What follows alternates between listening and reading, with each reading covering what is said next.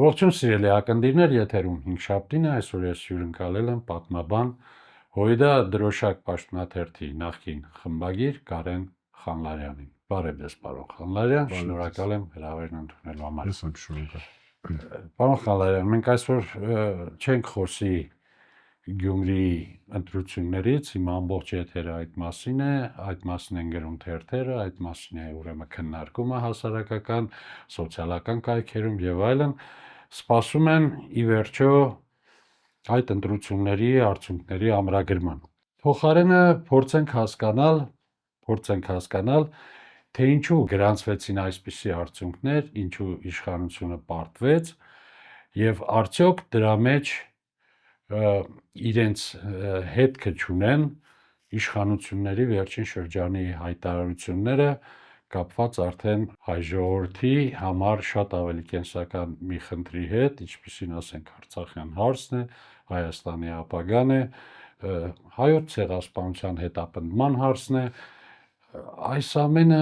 իրենց ազդեցությունը չունեցան Գյումրիու ընտրությունների արդյունքների վրա, քանզի դրանք իշխանությունների վերջին շրջանի հայտարարություններն էին այս թեմայով եւ ճիշտն ասած ոչ միանշանակ ընդունվեցին հայ ժողովրդի կողմից։ Կարծում եմ, որ իրենց ազդեցություն ունեցան եւ Արցախյան շարժումը եւ հայոց ցեղասպանության խնդիրը հիմնահարցեր են, որոնք ես կարծում եմ հայ ժողովրդի դատողության եւ քաղաքական մոտեցումներից չեն վրիպում եւ վերջի արտահայտություններն անշուշտ այդ հարցերի, այսինքն բարձր մագարտակով մերժելու փորձեր էին, որ կարծում եմ մեր ժողովրդի վրա ազդեց բացասական առումով եւ դրա երևի արդյունքները մենք տեսանք Գյումրիի բարձր մակարդակ ասելով պետական մակարդակում, պետական մակարդակով, այսինքն պաշտոնական Հայաստանի Հանրապետության պաշտոնական դեմքերի միջոցով։ Որ ես կարծում եմ ընդհանրապես դա ոչ միայն Գյումրիի հարցով, այլ առհասարակ բացասական երևույթներ եւ ասենք իշխանությունների հանդեպ վերաբերմունքի ճշտման հարցում մեծ դեր ունեն։ Այո, ճիշտ այդպես։ Որքան էլ ասենք ժամանակ է անցնում, որքան էլ մենք ասում ենք, որ Արցախյան հարցը առանցքային չէ, ցեղասպանության հարցը առանցքային չէ, այնուամենայնիվ մենք տեսնում ենք, որ նույնիսկ թիմ ընտրություններում այդ հարցերը իսկապես առանցքային են եւ հանրության շրջանում փաստորեն կողմնորոշվելու վրա են ազդում։ Եվ հիմա գանք անմիջապես Փաշինյանի վերջին հայտարարություններին կապված Արցախյան հարցը կամ այսպես ասեմ Արցախյան շարժումը չհետապնդելու կամ այդ շարժումից հրաժարվելու, այդ շարժումը չշարունակելու մասին հայտարարություններին դա ինչ էր ըստ էության, ինչից էր հրաժարվում Փաշինյանը։ Տեսեք, որ ինքը փորձում է ասել, որ չպետք է հայ ժողովուրդը շարունակի Արցախյան շարժումը, դա ըստ էության իմ կարծիքով շատ սխալ մոտեցում է պետական պատասխանատու դեմքի համար, որովհետև տեսեք, ինքը կարող էր այլ ձևակերպում տալ, ասեր մենք որպես ՔՊ կամ որպես Հայաստանի Հանրապետության իշխանություններ չենք մասնակցել այսօրվա իշխանությունը։ Այո, չենք մասնակցում կամ հրաժարվում ենք,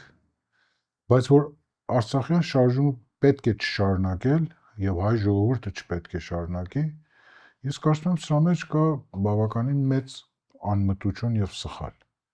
Այդ շարժումը չի սկսել որևէ իշխանություն։ Այդ շարժումը սկսվել է հայ ժողովրդի միջոցով ի Հայաստան եւ ի Սփյուռք աշխարհի եւ այդ իրավատերը այդ շարժման ողջ հայ ժողովուրդն է եւ բոլոր հատվածներով։ Իշխանությունները մեկ-մեկ միացել են այդ շարժման, կրողն են եղել եւ կարող են չկրել այդ գաղափարները, բայց որ շարժումը չպետք է շարունակվի, այսինքն պետք է կասեցնել շարժումը, սրա մեջ ես կարծում եմ վտանգավոր եւ իշխանության որոշելիքը չի։ Այո, եւ իշխանության որոշելիքը չի։ Իդեպ ասեմ,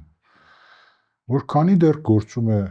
ներկա սահմանադրություն, արկա սահմանադրություն, այդ սահմանադրության հիմքը ըստ ժողովրդի կամքի կազմում է Հայաստանի անկախության մասին հռչակագիրը։ Այդ հռչակագրում եւ Արցախի վերամիավորման մասին շատ սկզբունքային կոնցեպցիոնալ մոտեցում կա եւ թե հայոց ցեղասպանության հետապնդման հետ կապված։ Ուրեմն ես կարծում եմ այդ կարգի արտահայտությունները նաեւ ինչ որ իմաստով հակասում են սահմանադրական հասկացությունների հետ։ Պարոն Խանլարյան, ես նախորդ հարցի մեջ ասացի ինչից է հրաժարվում Փաշինյանը։ Ըստ էության սա եւս մի դրվագ էր Արցախի հարցից ու Արցախից հրաժարվելու։ Ինչպես էլ թեքենք, ինչպես էլ ծռենք, ինչպես էլ ուղղենք, որ կողմով էլ տանենք, Փաշինյանի արտահայտության տակից մտնենք, դրսից գանք, ինչ էլ որ անենք։ Միևնույն է սա սովորական հրաժարում էր Արցախի հարցից եւ առաջին անգամ չէ որ Փաշինյանը հրաժարվում է Արցախի հարցից։ Հիշենք Պրահայի արտահայտությունները նրա, հիշենք ավելի վաղ Փաշինյանի արած հայտարարությունը, որ ինքը Արցախի ժողովրդին չի ներկայացնում, չի կարող բանակցել Արցախի հարցով։ Այո։ Այսինքն ամեն ինչ կարծես Փաշինյանական տրամաբանության մեջ է, ամեն ինչ տանում է Արցախից հրաժարվելուն։ Համամիտ եք։ Իհարկե, Արցախից վաղուց է հրաժարվել։ Նույնիսկ մյուս պատասխանատու դեմքերը, օրինակ Ալեն Սիմոնյանը փակված է համարել Արցախյան հարցը մի քանի անգամ։ Ես չեմ կարծում, որ ստեղում կարող է գոյություն ունենալ հրաժարվելու, այսինքն նոր երևույթ չէ հրաժարվելու խնդիրը, եւ այդ հարցը չի իմ կարծիքով սխալ է, այլ ընդհանրապես շարժումը չշարունակելու կամ այսպես կոչված շարժումը կասեցնելու հարցն է դրված։ Այդ շատ քաղաքական ենթատեքստ կարող է ունենա, շատ մեծ թվով քաղաքական ենթատեքստ կարող է ունենա, տեսական, գաղափարական մոտեցումներից եւ հիմնավորումներից սկսյալ միջև գործնական հիմնավորումներ, նոր քաղաքական ճնշումներ եւ այլն եւ բռնատիրական ճնշումներ։ Այս վերջի հայտարարությունը այդ իմաստով մի քիչ տարբեր էր նախկիններից։ Նախկինում այո, Պրահայում շատ հստակ ասեց Արցախը մաս է կազմում Ադրբեջանին եւ այլն եւ այլն։ Իսկ շարժում փակված այլևս եւ այլն։ Ասում եմ, տեսեք, նա կարող էր մեկ անգամ եւս ասել ես կամ իմ քաղաքական թիմը կամ իմ իշխանությունը հրաժարվում է կամ հրաժարվել է արդեն։ Բայց այլ բան է, երբ ասում է պետք չի շարունակել այդ շարժումը։ Ինչու այդ իրավունքը չունի, ես կարծում եմ, ոչ միայն Փաշինյան, այլ որևէ իշխանական դեմք, որովհետև այդ շարժման շատ հիմնավորումներով ամենաառաջինը դա այդ շարժման իրավատերն իրենք չեն, երկրորդ այդ շարժման ակունքներում չեն եղել իրենք երբեք, եւ մյուս բանը, որ արդյոք այդ եզրակացնելու համար ինչ որ ռեֆերենդում չասեն, բայց ինչ որ ժողովրդական տրամադրություններ չափվել են, այսինքն գնահատվել է, թե հայ ժողովուրդն իսկապես չի ուզում շարունակել շարժումը։ Սրանք ոչ մեկը չկան, այդ արկա չեն այդ իրավունքները, որ վերապահում է Փաշինյանն ինքն իրեն, եւ ես կարծում եմ կոպիտ սխալ է անում, եւ այդ սխալը ես գիտեմ իր քաղաքական պատճառները որոնք են։ Բայց այնուամենայնիվ սա որպես իշխանության պատասխանատվություն ստանձնած անձի, ես կարծում եմ մեծ սխալ է եւ անմտություն։ Նա նաեւ այս բանով վնասում է ապագայում Արցախի հարցի լուծման, արդար լուծման հնարավորություններ, սահմանափակվում է այս արտահայտությամբ։ Եվ ես կարծում եմ պետք է ինչ-որ ձևով սրբագրվի։ Իսկ մենք կարող ենք հիշել, ասենք, այլ ժողովուրդների պատմությունից, այլ ազգերի մոտ, սա ի վերջո նաև ազգի որոշելիք հարց է, ինչպես դուք եք ասում, այլ ազգերի մոտ, ինչպես է, որոնք ունեցել են պատմական տարբեր զարգացման շրջաններ,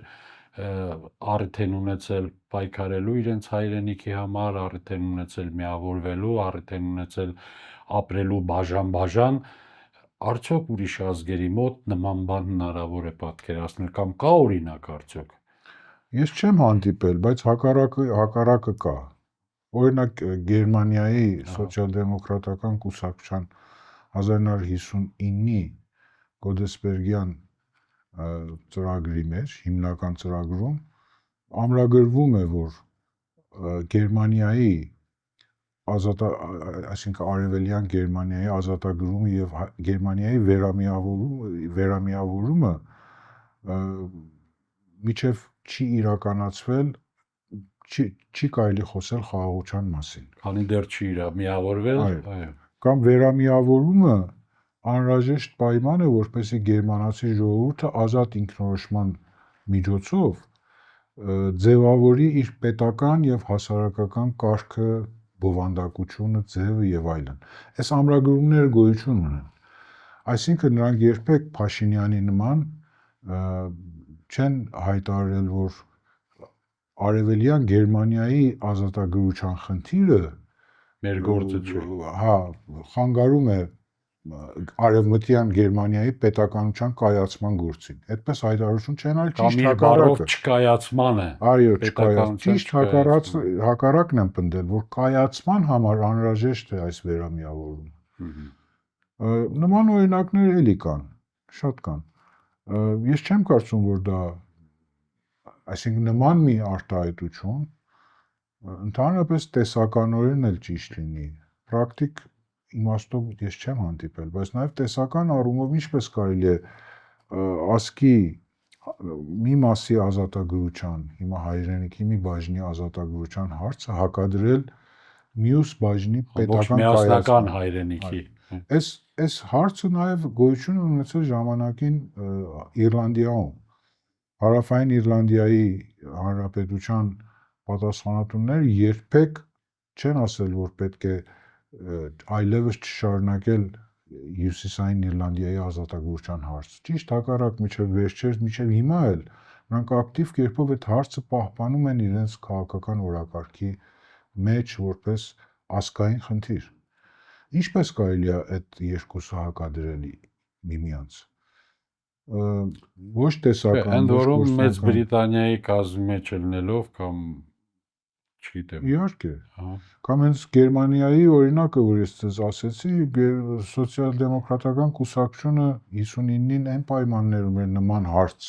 ամրագրում իր ծրագրում, երբ ինքը գտնվում էր այլ պետությունների քաղաքական շատ ուժեղ աստիճան տակ, իսկ արևելյան Գերմանիայի խնդիրը առնչվում էր աշխարհի գերտերություններից մեկին, Սովետական Միությանը եւ ոչ թե օրինակ Ադրբեջանի Հանրապետության։ Այդ ամենից հետո այդ քաջությունը, այդ սկզբունքայնությունը գոյություն է ունեցել պետական այրերի մոտ։ Սոցիալ-դեմոկրատական կուսակցության պարագան նաեւ նշեմ, որ նրանք առնվազն 3 անգամ մինչև Բերլինի պատի քանդումը իշխանություն են ստանձնել ֆեդերատիվ կամ դաշնային Գերմանիայում։ Հետևաբար նրանք որպես պետական այրեր չեն հրաժարվել երբեք իրենց այդ սկզբունքից, որ Գերմանիայի վերամիավորումը հնարավորություն է ստեղծում ընդհանրապես Գերմանիայի պետական եւ հասարակական ձևի կայացման։ Ու այդպես արտահայտություններ ես չեմ հանդիպել։ Շատ եմ փորձել տեսնել, արդյոք տենց մի բան գոյություն կարող է ունենալ, որ ինչ որ ասկել, ինչ որ նեղ պայմաններում նման բանից սկզբունքից հրաժարված լինի, պետական պատասխանատու մագարտակով չեմ հանդիպել։ Հիմա շարունակելով Արցախյան շարժումը, ինչպես Փաշինյանն է ասում, Ղարաբաղյան շարժումը, Արցախ բառը չի օգտագործում, եթե դու չես շարունակում, հետևաբար նաև այն հույսը Գերմանիայի օրինակը դուք բերեցիք, որ երբևէ կմիավորվեն Արցախն ու Հայաստանը, այդ հույսն էլ է մարում, այսինքն մեզ նույնիսկ եթե ունենանք այնպիսի գերտերություններ որպես հովանավոր, որոնք որոշեն թե ինչպես պետք է լինի, ինչպես ասենք Գերմանիայի հարցում եղավ եւ դա հանգեցրեց Բերլինի պատի փլուզմանը, արդյոք մեր պարագայում դեռ հնարավոր է ինչ-որ բան, չգիտեմ, դա անունը դնենք հրաշք, որ հնարավոր կլինի վերականգնել Արցախի հարցը նորից բերել սեղանի վրա քննարկման եւ ի վերջո այլ լուծում տալ դրան։ Տեսեք, ես չեմ կարծում, Արդարացի լուծում տալ։ ասկերի մոտ այդ տեսակ ասկային իդեալները հնարավոր է մարել կամ հույսը կտրել կամ նման բաներ։ Նման սխալները ասկերը սրբագրում են։ Ժամանակի ընթացքում սրբագրում են իշխանափոխությամբ, իշխանությունների տապալմամբ, իշխանությունների մոտ նոր համոզումներ պարտադրելով եւ նման քայլերով, ոչ թե իրենց հույսն են կտրում։ Ես կարծում եմ, այս դեպքում էլ ոչ թե Արցախի լիարժեք ազատագրման հույսը պետք է մարի, որովհետեւ այդ հույսը չի ստեղծվել Փաշինյանի կողմից, որ հիմա Փաշինյանի միջոցով էլ մարի։ Այդ հույսը գալիս է շատ ավելի խորքային գաղափարական համոզումներից։ Եվ այդ հույսը կշարունակվի գոյություն ունենալ եւ միայն պետք է այս խոչընդոտներն հաղթահարել եւ արտաքին ճակատի վրա եւ ներքին կյանքում։ Այսինքն դուք դեռ համարում եք, որ հնարավոր է անիվը հետ պտտել այս անհաջողությունների եւ ժողովուրդը այնուամենայնիվ կգտնի ելքը իր շարժումը շարունակելու եւ հաղթական ավարտի հասցնելու։ Ես համոզված եմ այդ հարցին, կարող է աննպաստ պայմանների մեջ ենք մենք այսօր եւ միջև տեսանելի շոշափելի ապագա, այդ աննպաստ պայմանները կշարունակեն մնալ, բայց մեկ սերնդի հարց չի սա մեկ ազգի հարց է, ապագայի սերունդների հարցն է։ Եվ ես կարծում եմ այդ ելքը կգտնի մեր ժողովուրդը հենց է որ ստեղծել է այդ ազատագրական շարժումը, նույնպես եւ ելքը կգտնի այդ խնդիրներն հաղթահարելու։ Իսկ հայրենիքի գաղափարախոսությանը, հայրենիք հասկացողությանը հասցրած վնասը, արդյոք դա վերականգնելի է։ Իհարկե Մարդը հրաժարվել է Արցախից։ Մարդը հայտարարում է, որ մենք այդ մի քանի կիլոմետրի համար, որ ադրբեջանցիները մտել են մեր տարածք, պատերազմ չենք սկսելու։ Չգիտեմ, հրաժարվեց Արևմտյան Հայաստանից, վախենալով, որ Ադրբեջանը խոսում է արևմտյան Ադրբեջանից, ենթադրենք։ Հասկանում եք, չգիտեմ ինչից ելնելով մարդը պատրաստ է հայրենիքի կտորներից հրաժարվելով, չգիտեմ ինչ անել։ Արդյոք սա չի նպաստում, որ իսկապես հուսահատություն տիրի երկրի ներսում, ժողովրդի մեջ, հանրության շրջանում։ Կարող է մի քիչ լավատեսական հնչի ես իմ կարծիքս, բայց ես խորապես հավատացած եմ, որ այդ իրական Հայաստան կոչված գաղափարախոսությունը այդ տարազումով, այդ բանաձևումով, որ ներկայացվում է այսօր եւ հրամցվում որպես հայրենիք, որպես պետական գաղափարախոսություն, դա ընդհանրապես հակագիտական եւ տեսական հիմքեր չունի։ Իրական Հայաստանը եւ պատմական Հայաստանը սրանք միմյանց լրացնող երևույթներ են։ Սրանք էլ չեն հակադրվում միմյանց։ Տեսեք, Փաշինյանը փորձում է անընդհատ ազգային նշանակություն ունեցող հիմնահարցերը հակադրել միմյանց։ Օրինակի համար Արցախի ազատագրությունը հակադրել պետականության կայացման գաղափարին։ Իրական Հայաստանը փորձում է հակադրել պատմական Հայաստանի գաղափարին։ Սրանք ընդհանրապես տեսականորեն միմյանց հակադրվող գաղափարներ չեն։ Համեմատելի անգամ։ Նույնիսկ համեմատելի չեն, սրանք մեկը մյուսի լրացուցիչ է, մեկը մյուսի շարունակությունը եւ մեկը այդ ընկալումով պետք է նայել այս գաղափարներին։ Նույնը եւ ազգային թե պետական։ Հիմա դարձյալ այդ կոնտեքստում փորձում է ազգայինը հակադրել պետականի հետ։ Ինչպես կարելի է ազգային շահը օրինակ հակադրված լինի պետական շահին։ Միթե այդ որ արհեստական կերպով եւ այդ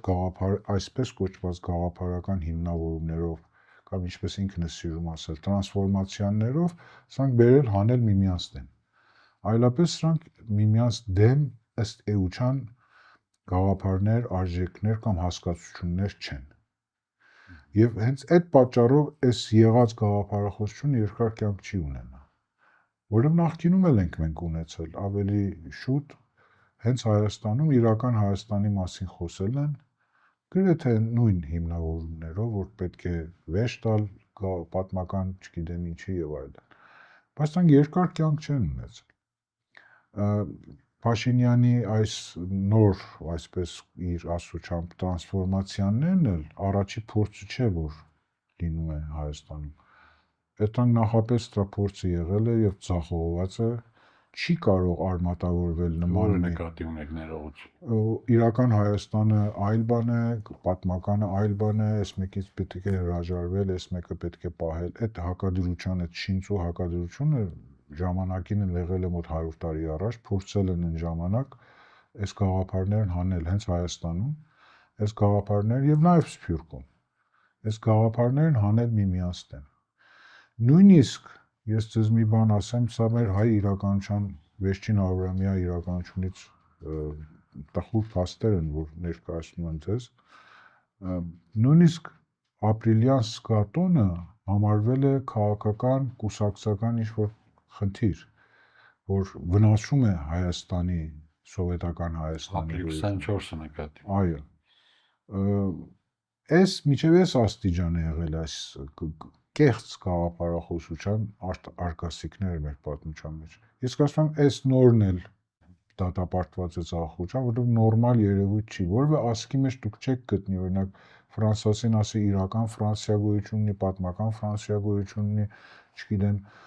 կամ Անգլիայում կամ որևէ տեղում։ Սրանք վաղուց հիմնավորված տեսական մոտեցումներ են, խնդիրներ են, որ հիմք են կազմում տարբեր քաղաքական հոսանքների գաղափարախոսությանը։ Հիմա Հայաստանում այս նոր գյուտը ես չեմ ան որտեղի կհասցնի, ես կարծում եմ սրանք բոլորը կատարվում են քաղաքական պատվերներով։ Սրանք իսկապես գաղափարախոսական փորձեր չեն, որ Հայաստանի տանի դեպի ավելի զարգացված իրավիճակի։ Սրանք դրսևորումներ են, որ հագուրդ են տալիս ինչ-որ քաղաքական շանտաժների, որ գալիս է Ադրբեջանից, Թուրքիայից եւ այլն, եւ թեմաներն էլ շատ հստակ են։ Արցախ, ցեղասպանություն, հայրենիքի, օրինակ, ինչպես կարող է 6000 տարվա կամ 4000 տարվա տարբեր մոտեցումներով ասեմ, ազգը իր պատմության մեջ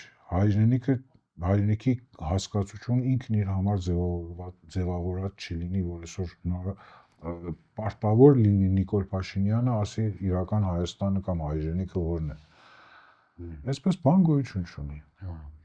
Եվ այն ամեն ինչի մասին դուք հիմա խոսեցիք, որ դեռ հնարավոր է, որ ազգն է ի վերջո որոշելու եւ այլն, այդ ազգին պետք է խաղաղության ինչ-որ շրջան այս ամբողջ կատակլիզմներից հետո, ես կարծում եմ, եւ առանց եթե խաղաղությունը չդառնա փոքրիշատ է, ասենք հաստատուն, մենք այդ խնդիրների մասին դեռ երկար ժամանակ չենք կարող բաց ոչ խոսել, ոչ քննարկել, ոչ չգիտեմ։ Այնպիսի վիճակ է, եթե խոսեք, պատերազմ կսկսվի, եթե պահանջեք, պատերազմ կսկսվի։ Հիմա ի վերջո խաղաղություն ինչ որ ձևով պետք է մեզ։ Արդյոք դա հնարավոր համարում եք, որ խաղաղության շրջան մենք կունենանք։ Կայուն խաղաղություն նկատի ունեմ։ Նախ պետք է տեսնել, որ արդյոք այդ հարցերի մասին չխոսալը անպայման հանգեցնելու է խաղաղության։ Պատերազմին։ Չէ, չխոսալը։ Հա, չխոսելը։ Իրենք ասում են, եթե խոսակ պատերազմ է սկսելու, իսկ եթե չխոսանք ինչ, խաղաղություն է ստեղծվելու։ Ես սրան համոզված չեմ։ Պատերազմը եւ խաղաղությունը իրենց հատուկ օրինաչափությունն եւ օրենքներն ունեն։ Իրենց քաղաքական հատուկ պատճառներն ունեն, հիմնավորումներն ունեն։ Այս տեսակ, այսինքն սեփական իրավունքից հրաժարվելով խաղաղություն չես ստեղծում։ Դա պրակտիկան գոյություն չունի։ Ես չեմ տեսել, որ այդպիսի բան կարող է պարտադրվել է կապիտուլյացիայի ենթարկվել որևէ երկիր։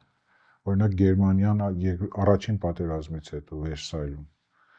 իրեն պարտադրվեց բավականին կոպիտ պայմաններ, բայց նրանք չեն հրաժարվել իրենց պետականության, անկախության եւ իրենց հողային պահանջներից։ Հենց այն ժամանակ էլ սա մասին էլ ես ունեմ ինչ-որ գրություն, այդ օրվա Գերմանիայի օրվա նախագահը լրիվ դնում է այն խնդիր, որ մեզ պարտադրում են այս բոլորը, ժողովրդի հետ անկեղծ է խոսացել ժամանակին, բավականին երկար իր հոդվածի մեջ եւ ասում է մեզ պարտադրում են, մենք չենք հրաժարվում, բայց մեզ արդեն պարտադրում են, որ մենք ընդունենք այս պայմանները։ Այս մոտեցումներն իհարկե շատ տարբեր են այն մոտեցումներից, որ այսօր Հայաստանի Հանրապետության քպական իշխանություններն են անում։ Այս կատեգորիաները լրիվ միմյանցից տարբեր են։ Եվ ինքնակամ հրաժարումը ազգային իրավունքներից ես չեմ կարծում, որ մեզ կտանի դեպի խաղաղություն։ Իսկ եթե որևէ խաղաղության այսպես կոչված պայմանագիր էլ ստորագրվի, ես չեմ կարծում այդ խաղաղությունը երկարատև կլինի, որովհետև խաղաղությունը շատ ավելի մեծ արժեք չէ, քան հայրենիքի գաղափարը։ Շնորհակալ եմ հետաքրքիր զրույցի համար, կհանդիպենք սիրելի բարեկամներ։